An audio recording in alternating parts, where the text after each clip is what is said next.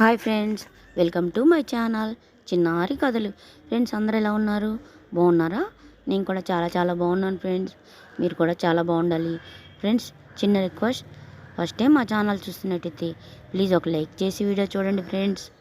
మీ ఒక్క లైక్ మాకు ఛానల్కి చాలా చాలా గ్రోత్ అవ్వడానికి ఉపయోగపడుతుంది ఫ్రెండ్స్.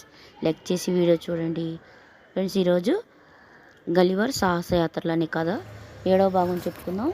నేను రోజు రాణితో కలిసి భోజనం చేస్తున్నాను.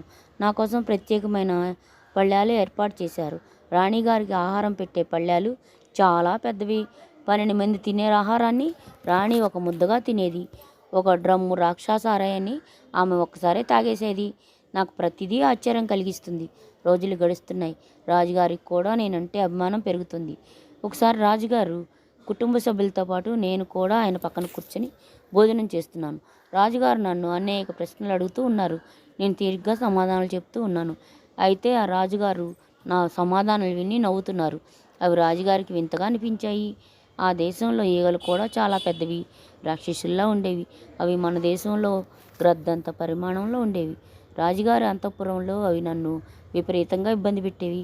వాటిని చంపడానికి నేను విపరీతంగా కష్టపడాల్సి వచ్చేది.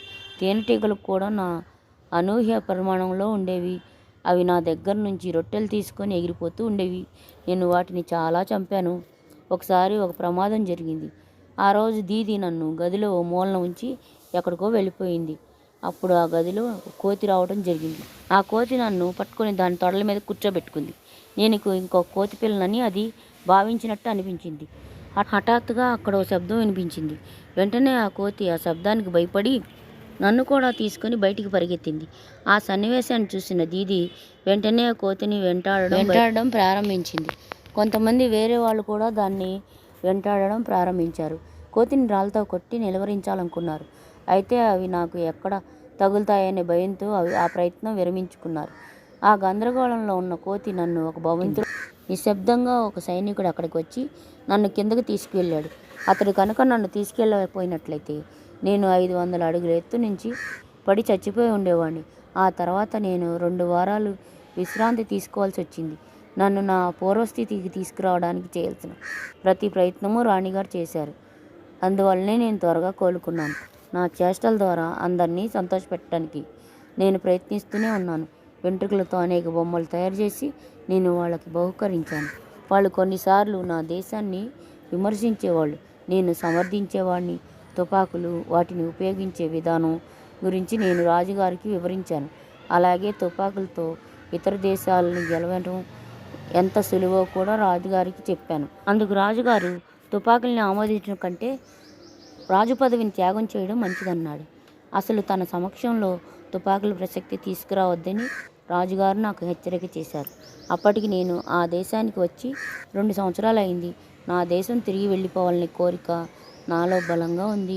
ఒకరోజు సముద్రం దగ్గరికి తీసుకెళ్ళమని నేను దీదీని కోరాను.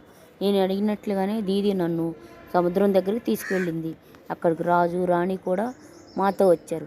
ఒక సైనికుడు ఒక పెట్టెలో పెట్టి నన్ను తీరం దగ్గరికి తీసుకొచ్చాడు. నన్ను అక్కడ ఉంచి అతను గుడ్లు ఏరుకోవడానికి వెళ్ళాడు.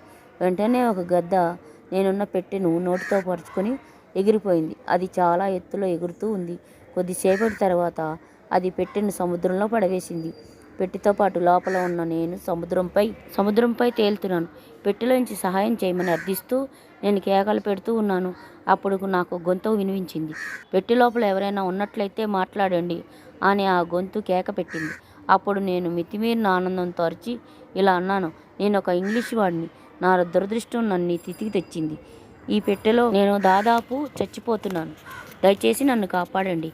నన్ను కాపాడతామని వాళ్ళు వాగ్దానం చేశారు. కొన్ని నిమిషాల తర్వాత నీటిపై తేలుతూ ఉన్న పెట్టె దగ్గరికి వచ్చి ఓ వ్యక్తి పెట్టెకి రంధ్రం చేశాడు. ఆ రంధ్రం గుండా బయటికి రమ్మని నాకు అరిచి చెప్పాడు. నేను ఆ విధంగా చావు నుంచి బయటపడ్డాను. పెట్టెలోంచి బయటికి వచ్చిన నేను విపరీతంగా నీరసపడిపోయాను. నావికులు నన్ను అనేక ప్రశ్నలు వేశారు. అయితే వాళ్ళ ప్రశ్నలకు సమాధానం చెప్పే స్థితిలో నేను లేను.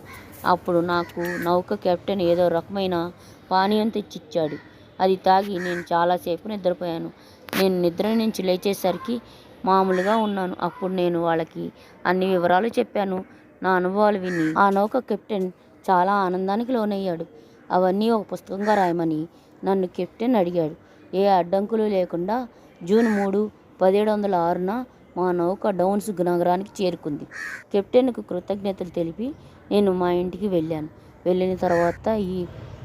ఆ నగరానికి వెళ్ళిన తర్వాత ఈ కథ రాస్తున్నాను. ఫ్రెండ్స్, కథ నచ్చిందా? నచ్చితే ప్లీజ్ ఒక లైక్ చేయండి. లైక్ చేసి వీడియో చూడండి ఫ్రెండ్స్.